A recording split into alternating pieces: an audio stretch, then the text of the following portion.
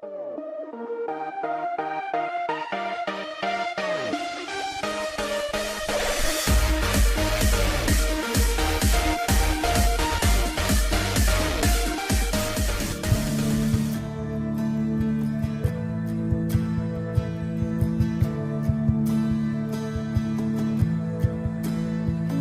is love that came for us, humble to a sinner's cross. You broke my shame and sinfulness. You rose again, victorious.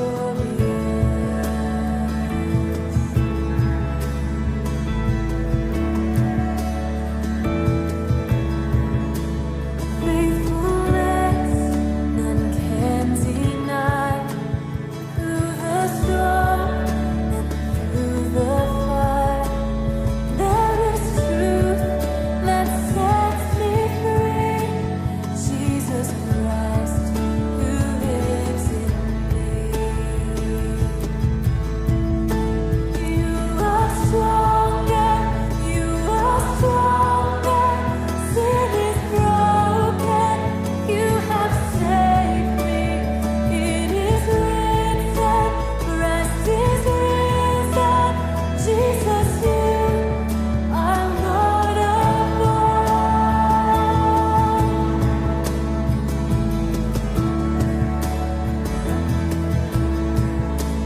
No beginning and no end. You're my hope and my defense. You came to seek and save the lost. You paid it all upon the cross. You are stronger, you are stronger. Sin is broken, you have saved me. It is written, Christ is risen. Jesus, you are Lord of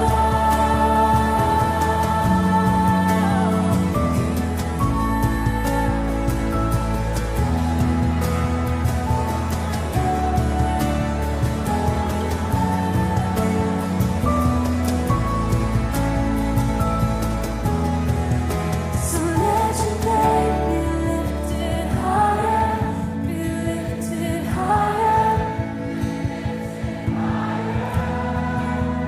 Let your name be lifted higher, be lifted higher, be lifted higher.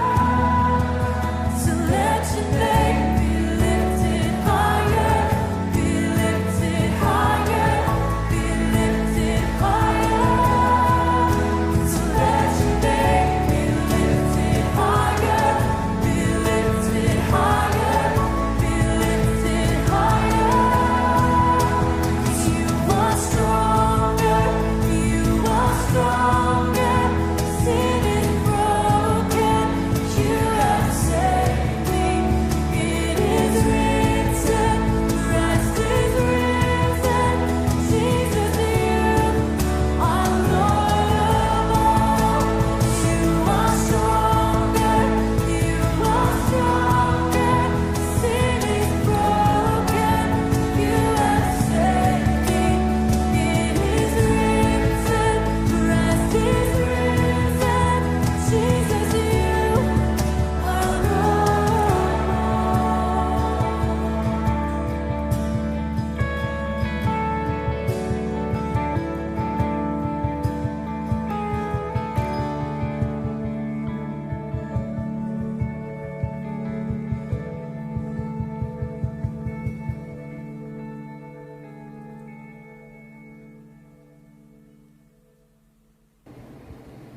Isang pinagpalang hapon po mga kapatid na mga minamahal. Kumusta po kayo? Tayo po ngayon patuloy na mag-aaral muli ng salita ng Panginoon. Ako po ay samahan nyo sa isang panalangin. Panginoon Diyos na makapangyarihan sa lahat, sa mga sandali ito, kami po ay dumudulog sa iyong trono ng biyaya at ng iyong kahabagan. salita. Kayo po ang magbigay ng kapahayagan ng mga salita mo.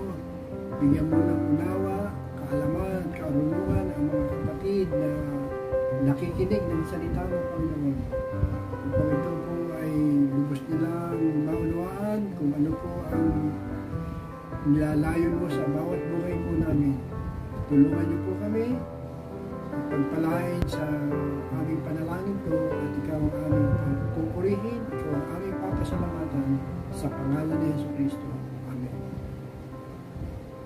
Yun po ang pag-aaralan po natin ngayon ay pinamagatan po natin sa wikang English na cultivating the right attitude. O pamagat. Ito pong cultivating the right attitude ay makikita po natin sa Roma. Roma 12 verse 16. Babasahin ko po. Sabi po rito sa Roma verse 16, 12:16. Sa wikang Tagalog, magkaisa kayo ng loobin. Sa ibang salin magkaisa kayo ng pag-iisip.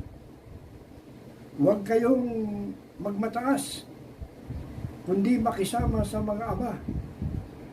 Huwag ninyong ipalagay na kayo'y napakarunong. Yun na po, isang verse lang po ito na ating pagsasaluhan ngayon ay makikita po natin dito yung pong napakahalagang bagay na sa buhay ng Kristiyano, kailangan po na ito ay taglayin natin, makita po sa atin. Yung pong merong magandang pag-uugali ay nakagagawa po ng magandang buhay. Ang sabi sa English, having a good attitude makes life better. Dito po sa verse na ito, sa verse 16 na ito, si Pablo po, si Paul ay ini-indicate niya o yung isinasama niya rito, yung tatlong pag-uugali o attitude ng bawat Kristiyano na dapat pong makultivate. Ano ba ibig sabihin ng cultivate? Tinignan ko po sa dictionary, ang ibig po sabihin nito ay to prepare land for raising crops or to grow. Naalala ko po sa probinsya, nung ako'y bata pa, kapag ka po nag-aararo po, may bukid po yung kapatid ko, kapag ka po panahon ng sakahan doon, at una po ay inaararo yung bukid, yung napagdadamin ng palay.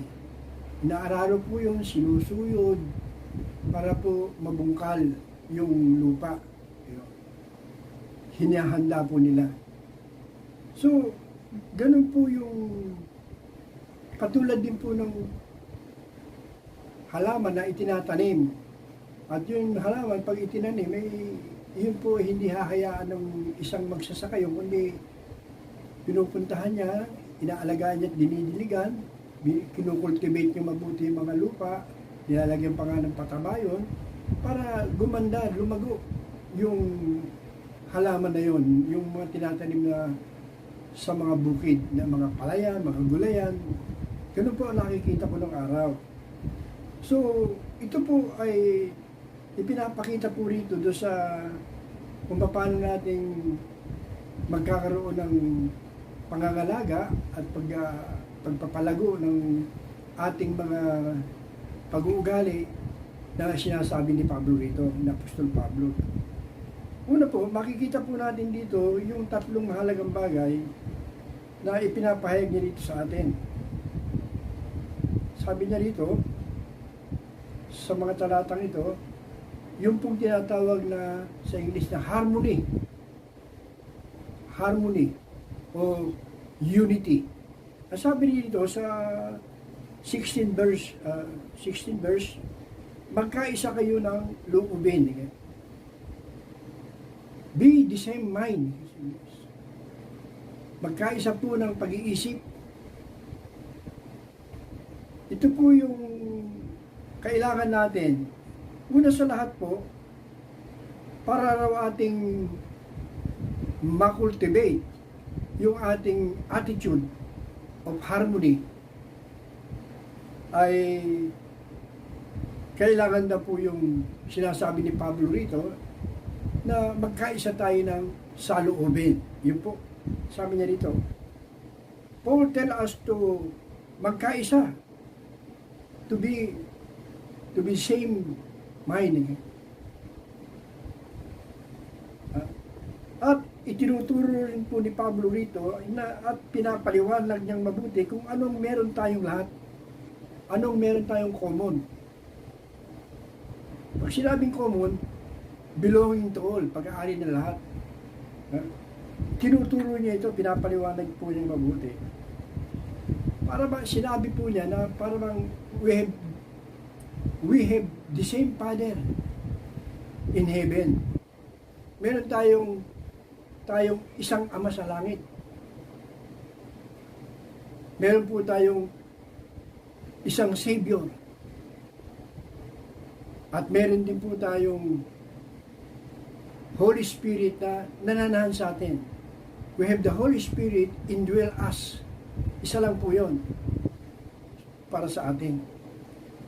So, yung pong harmony ay napakaselan na uri. Harmony is a fragile quality. Ang isang Kristiyano na may maasim na pag-uugali ay nakapagpapalito sa church. Nakakita na ba kayo ng membro na kapatiran na nag-church pumapasok pa lang sa church maasim na yung mukha? Di ba? Para bang hindi mo matanto yung ugali niyang yun, bakit gano'n ang kanyang attitude? Maasim. Para bang hindi maipinta yung mukha. Di ba? Yun po ay nakapag-disrupt ng confusion sa church sa mga kapatirang Kristiyano. Kaya nga sa mga ibang church na napupuntahan ko, makikita ko rin nakapaskil doon, bawal ang nakasimang. Siyempre, pupunta ka ng church, ganun ang attitude mo, ganun yung pag-ugali mo na maasim. Agad-agad, daig mo pa yung dato puting vinegar. Kailangan po natin na iayos po yun. Kaya makasisira raw po pala ng pakikiisa o pakikipag-ugnayan mo sa kapatiran mo. Kung ganun ang magiging ugali natin, yung nakikita nyo. Kailangan pag pumunta tayo ng church, masaya tayo, sabik na sabik tayo sa mga kapatiran na ating silang makumusta. Ganun po dapat ang isang Kristiyano. So pinapakita po rin pa rin dito na yun daw pong tinatawag na jealousy o inggit. Yung naiinggit tayo ay nakawawasak ng espiritu ng pagkakaisa. Nakawawasak pala yung pagkainggit mo, yung jealousy mo. Ng pagkakaisa sa mga kapatiran. Ito yun. Mangyayari po ngayon yan sa atin mga kapanahunan at hindi lang, matagal na yan, nangyayari yan, yung inggit, jealousy. Pagka yung nakitang kapitbahay niya na nakabili ng isang magandang gamit. Diba? Nakabili siya ng isang flat screen na TV. Sabi niya, mas maganda ang bibiling ko dyan, mas malaki. Di ba? Para bang, eka nga meron kang pagkaingit doon. Dapat nga tayo ay matuwa kung meron siyang gamit na bago, hindi dapat natin kaigitan.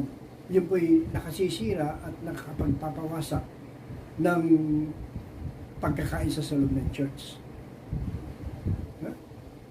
So, pinakikita po rito yung dapat na naikukultivate natin o napapanatili natin, napapalago natin sa puso natin yung pag-uugali ng pagkakaisa, harmony.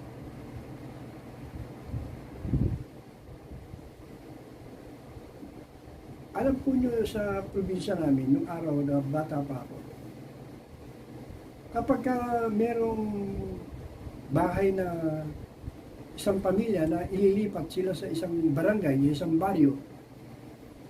Uso nun yung tinatawag na bayanihan o yung batalisan. Kung natatandaan, hindi pa yun. Kung naabot pa niyo. Sa probinsya, ayaw ko kung meron pa ngayon yun.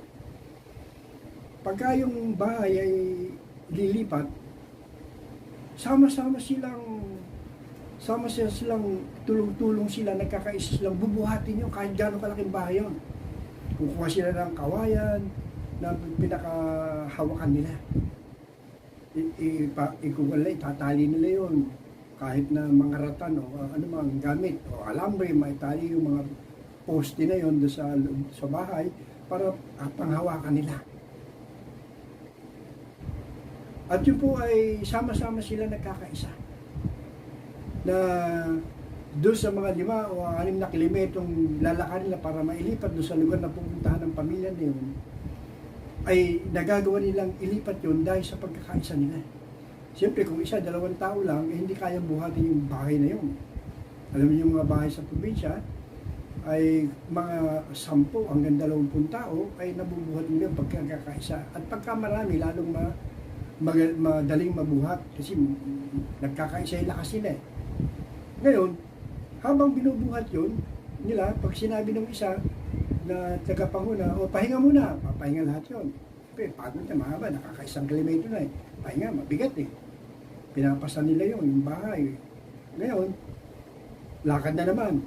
Yung iba naman, tumutulong sila, nakikiisa sila, pero nakahawak lang doon sa bahay, nakahawak lang doon sa dingding, pero hindi naman bumubuhat. Ibig sabihin nun, hindi ka talaga nakikisama, hindi ka nakikiisa. Wala kang harmony sa ginagawa mo sa mga kapwa mong naghihirap na ilipat yung bahay. Nakita ko nga dito sa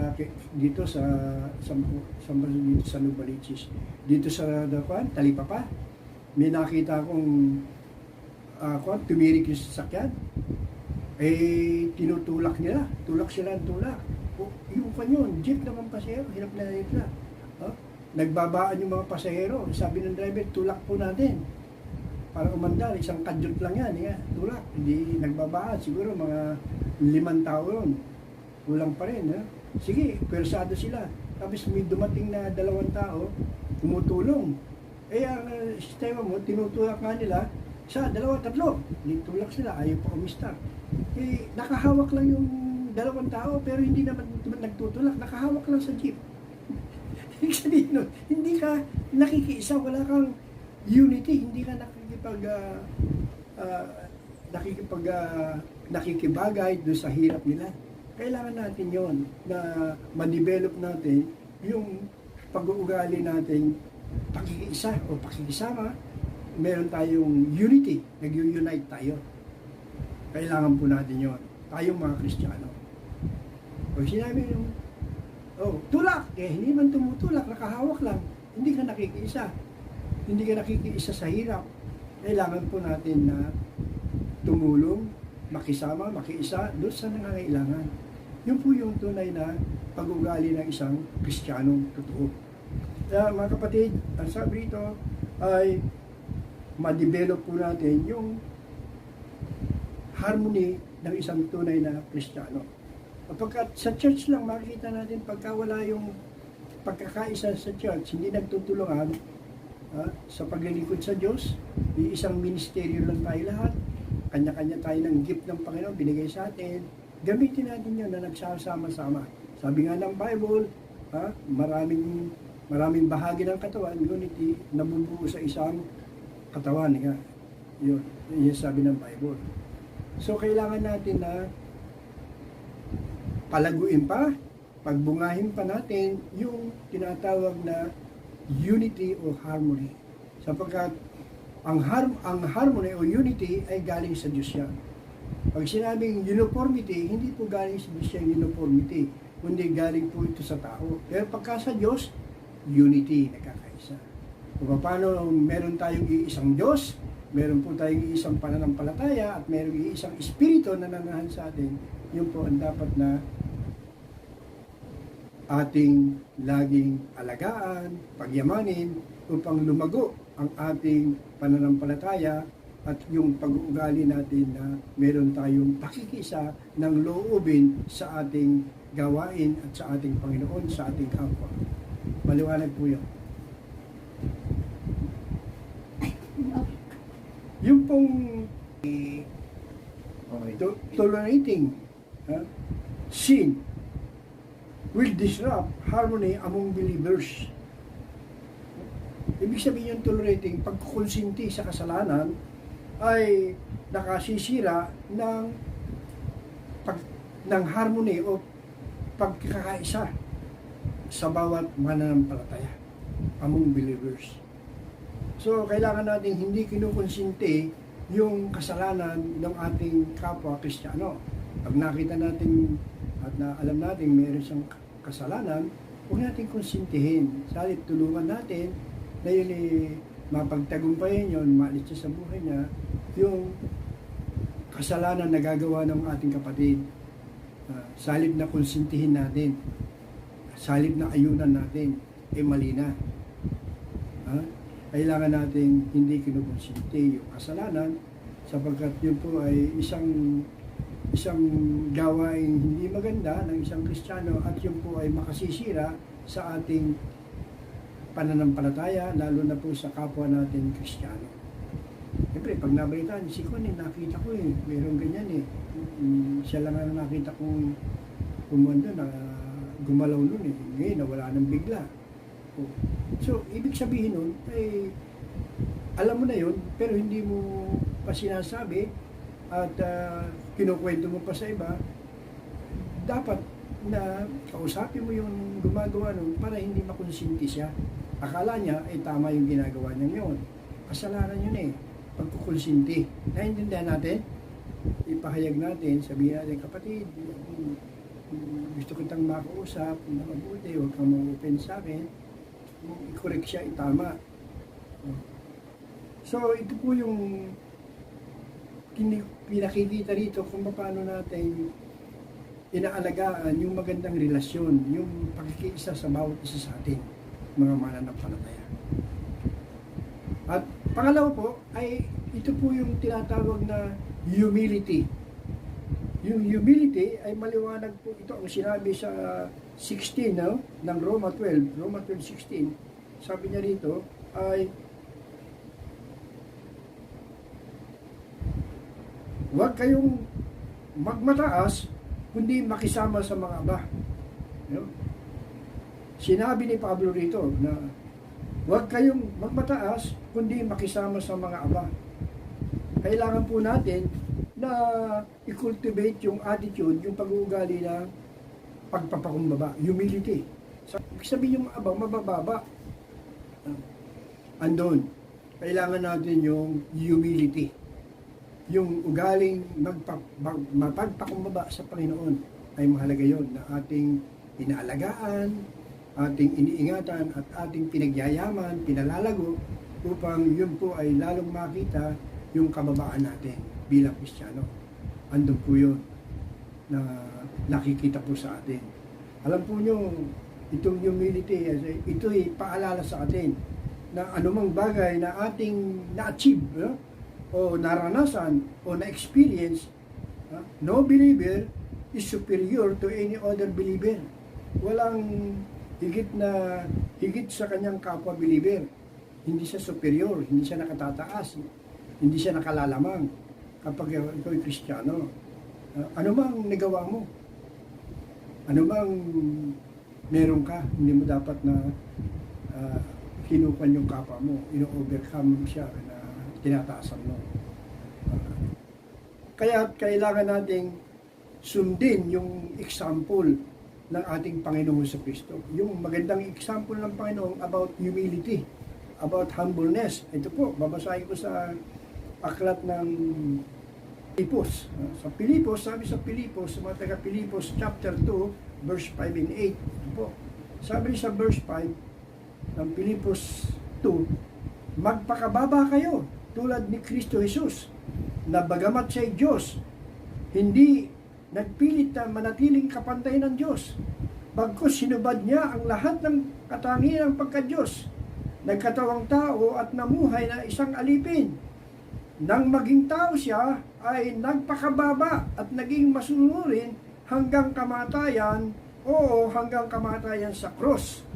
Ito po ay napaka ganda ng halimbawa ng Panginoon na dapat nating tularan o gayahin. No?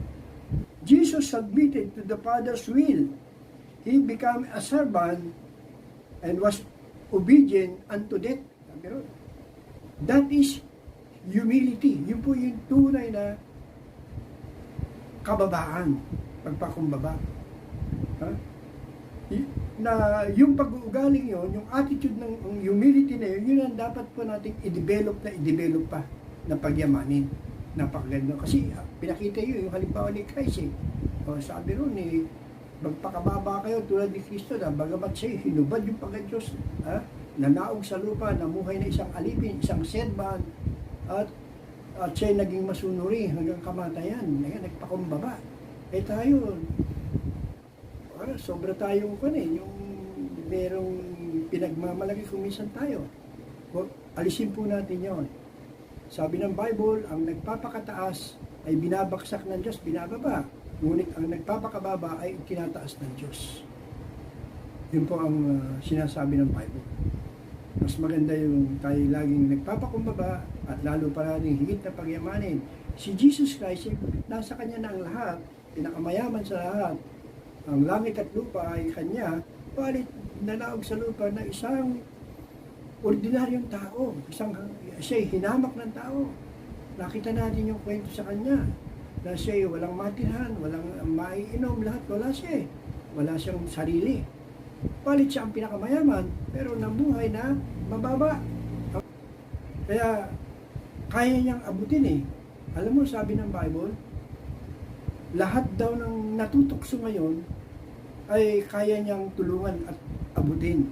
Bakit niya kayang abutin, kaya niyang tulungan? Kasi naranasan niya kung paano siya nagpakumbaba tayo, pagka nakita natin minsan may tao na napakataas hindi marunong bumaba hindi siya makababa kasi mataas yung kinalalagyan niya Pero tayong mahirap na mababa, kaya natin abutin yung nakataas, nasa itaas.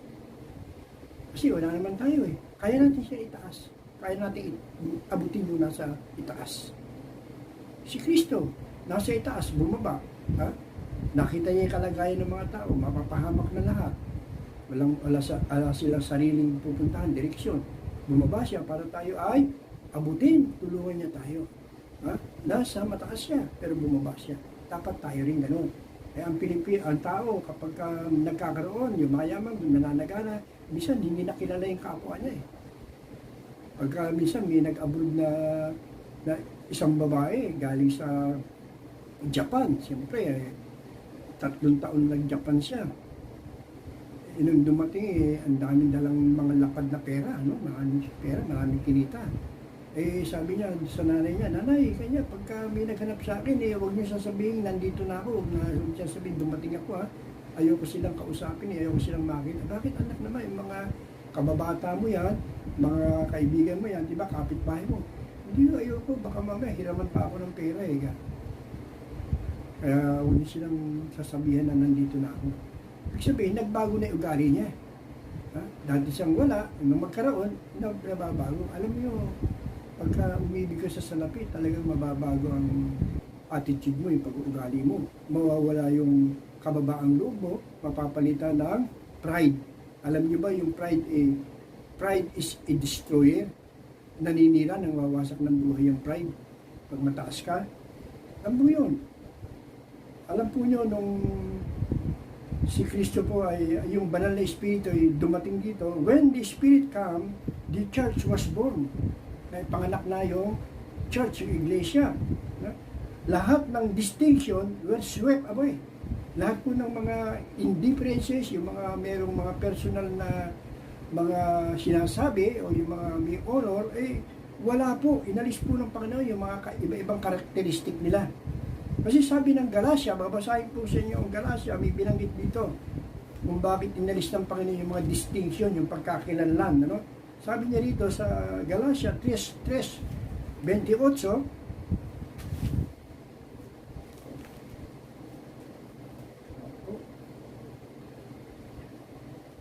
Verse 28, ano? Wala nang pagkakaiba ang Hudyo at mga Grego, ang alipin at ang malaya, ang lalaki at ang babae. Kayong lahat ay iisa dahil sa inyong pag-isa kay Kristo Jesus. Yun. Aliwanag po ito.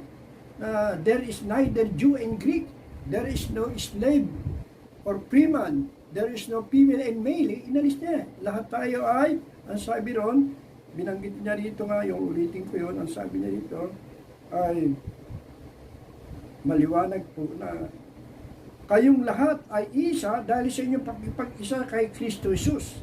Ha? Wala na lahat. Alipin, malaya, babae o lalaki, inalis na ng Panginoon yan. Kasi dahil sa ating pagkikipag-isa kay Kristo. Wala na ka? So, alisin na natin yung tinatawag na pagmamalaki, pagyayabang, kataasan, para hindi tayo maibagsak ng Panginoon. Yun po ang dapat na umiral sa atin, yung halimbawa ng Panginoon kung paano siya naging mababa rito sa lupa, hinamak siya ng mga tao, walang nagbigay pansin sa kanya, ubarit siya po ay napakababang, hindi man lang siya umiimik, sa halip ay sumunod siya sa kalooban ng kanyang Ama sa langit hanggang kamatayan sa krus. Siya'y namuhay na mababa. Amen? So ito po yung katotohanan ito, yung pagpapakumbaba. Alam niyo, yung pag sinabing humbleness, marami pong magandang ilustrasyon yan eh. Meron pong isang tao na isang negro. Isang negro po siya sa UK. Ngayon, yung negro yun ay siya po isang presidente ng isang school.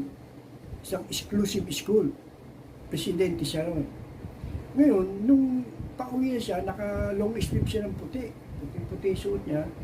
Ay naglalakad siya, naglalakad. Pauwi sa kanila. At habang siya naglalakad, natapat siya sa isang bahay na isang donya. Donya yun. Isang bahay ng donya. Na sabi ng donya, pagtapat niya sa donya ay tinawag siya ng donya. Hey, man! Sabi niya, yes, ma'am. Bakit po? Ano po ang kailangan niyo, ma'am? Halika. Pumasok ka sa bakuran ko, sa bahay ko. Bibigyan kita ng $2. $2, $2. Ipagsibak mo ako ng kahoy. Sabi niya doon sa presidente ng school na negro.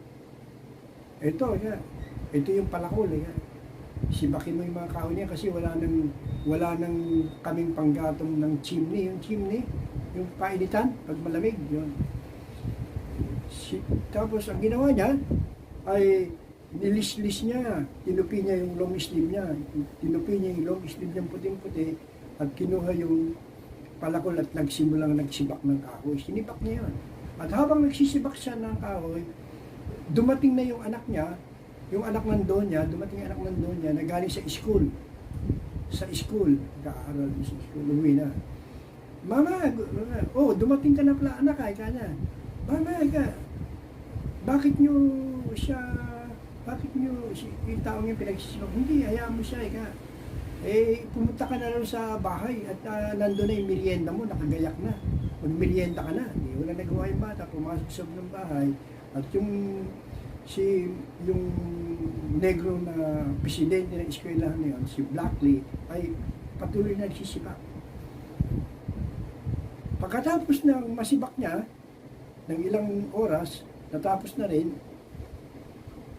dumating na yung donya, sabi niya, ito na yung bayad ko sa iyo. Ito na yung bayad ko ng pagtrabaho mo sa akin, pagsibak ng kahoy. Thank you, ma'am.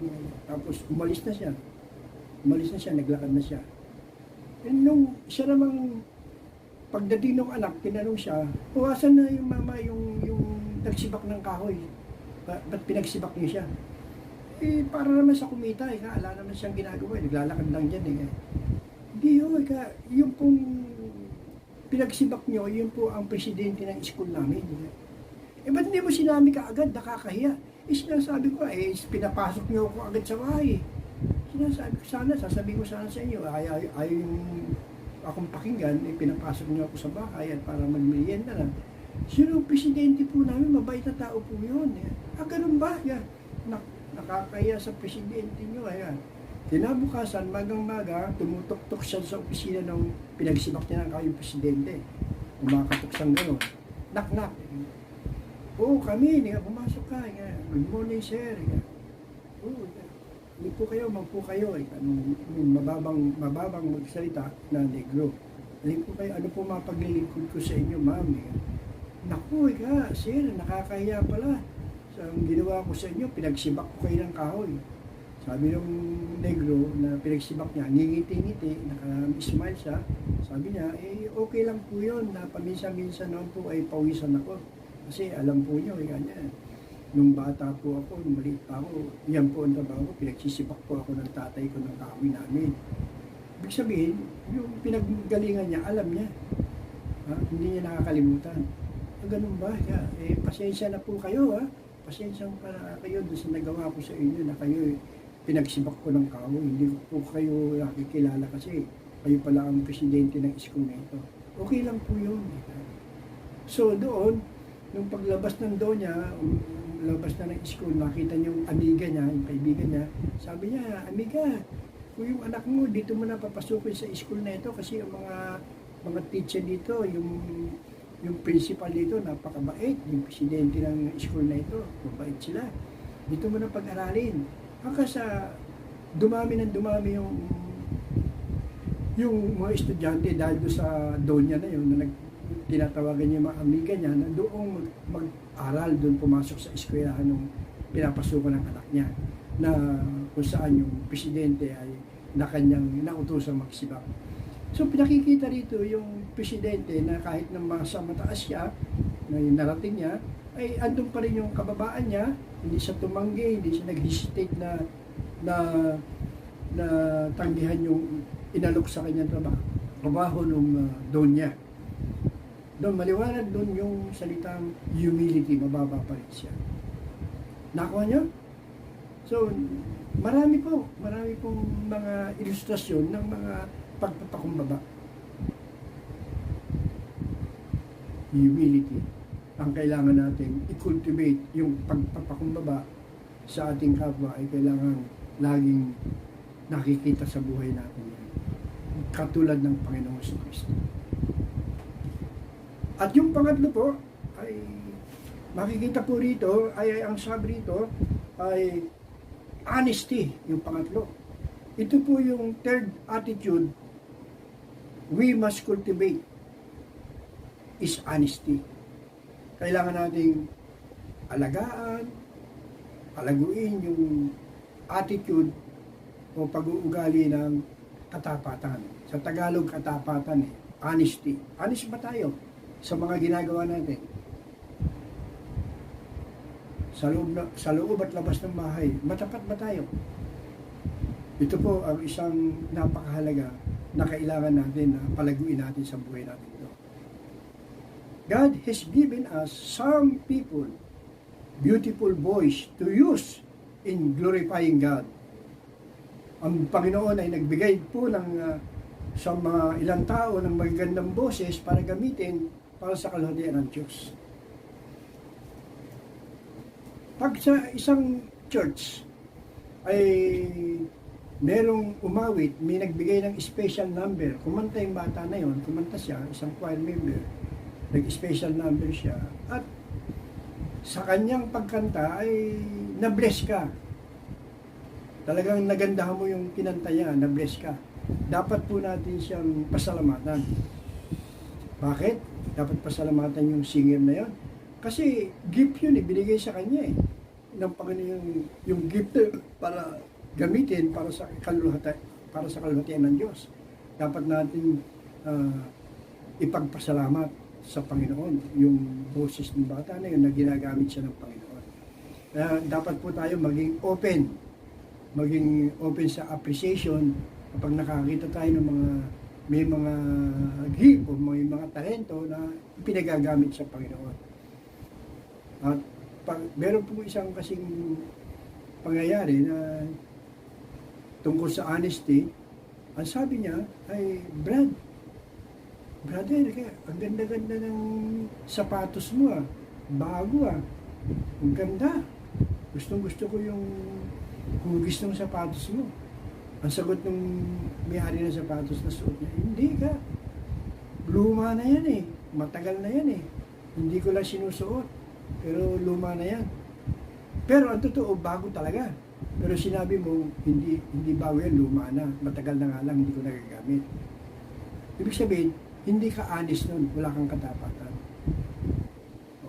Halimbawa, si Pedro ay kumanta siya. At doon sa pagkanta niya, ay na-bless din yung mga tao. Nagpalakpakan sa ganda ng boses niya. At habang siya bumaba na doon sa stage at siya ini-interview, ang ganda ng boses mo, nag-bless ako sa iyo. Napakaganda, parang boses anghel yung boses mo. Eh, hindi kanya, Brad, kanya. Minamalat pa nga ako noon eh. Hindi pa nga ako nakapag-practice noon. Wala kang katapatan noon, kapatid. Hindi ka honest.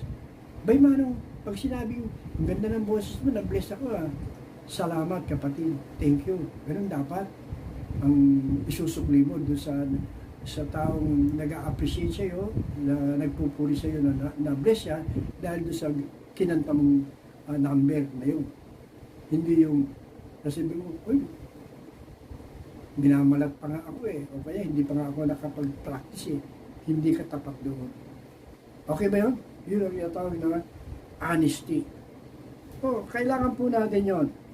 Ito pong three attitude, harmony, humility, and honesty, really reflect the most important attitude of all. Our attitude toward the Lord Jesus Christ, where people love the Lord and give Him the right place for His glory. Kailangan natin yun. Pinakamahalaga, harmony, humility, and honesty. It's the most important of all. Kaya yun ang pagyamanin, i-cultivate natin sa puso natin, sa buhay natin, i-practice natin, i-develop pa natin lalo yan upang lalong mahayag yung magagandang pag-uugali na yun, yung mga attitude na yun na nais ng Diyos upang tayo magamit ng Panginoon. Mga kapatid, sa Diyos po ang papuri, pasasalamat sa mga binibigay ng mga kaloob sa atin ng Panginoon. Pagyamanin po natin yun. At yun po ay magbubunga ng kalutihan sa Diyos. Manalangin tayo sa Panginoon. Amang Diyos, maraming salamat po sa salita mo na itinuro mo ngayong gabi, ang ngayong oras nito. Salamat po sa kapahayagan ng mensahe mo, Panginoon. Pagyamanin mo po sa aming puso ito. Nawa mo Diyos, ikaw po ang madakila, ikaw po ang mapupurihan. Patawarin niyo po kami na kung minsan po ay meron po kami hindi po kami nakikiisa sa pakikisama sa gawain mo, sa mga ministeryo po niyo, Panginoon.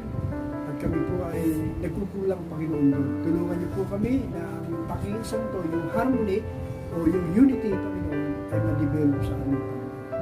Tulungan niyo po kami na pagyamanin namin yun at maging din po yung tinatawag na humility, yung pagpapakumbaba.